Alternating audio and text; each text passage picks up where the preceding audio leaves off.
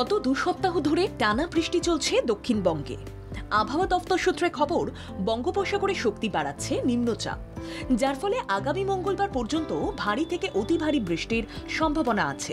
নিম্নচাপের জেরে সমুদ্র উত্তাল হবে, সে কারণে আগামী কয়েকদিন মৎস্যজীবীদের সমুদ্রে যেতে নিষেধ করা হয়েছে। সমুদ্র উত্তাল থাকবে 1 জুলাই পর্যন্ত।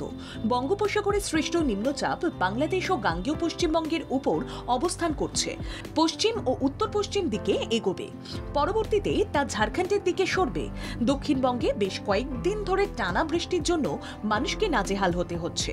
বৃষ্টি হলেও গরম থেকে কিন্তু রেহাই মিলছে না, গরমের অস্বস্তি বজায় থাকছে।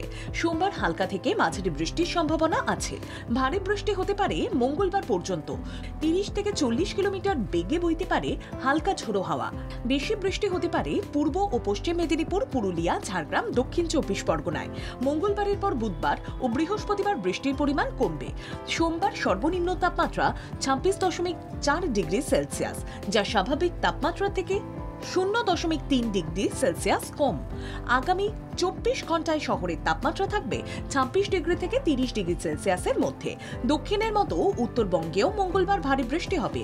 দার্জিলিং, জলপাইগুড়ি, আলিপুরদুয়ার, কালিম্পং, কোচবিহারে ভারী বৃষ্টির সম্ভাবনা রয়েছে। জলপাইগুড়িতে শুক্রবার পর্যন্ত এবং আলিপুরদুয়ারে রবিবার পর্যন্ত সতর্কতা জারি রয়েছে। আপাতত কয়েকদিন গোটা বঙ্গে টানা বৃষ্টির পূর্বাভাস দেওয়া হয়েছে। ব্যুরো রিপোর্ট, বাংলা জাগো।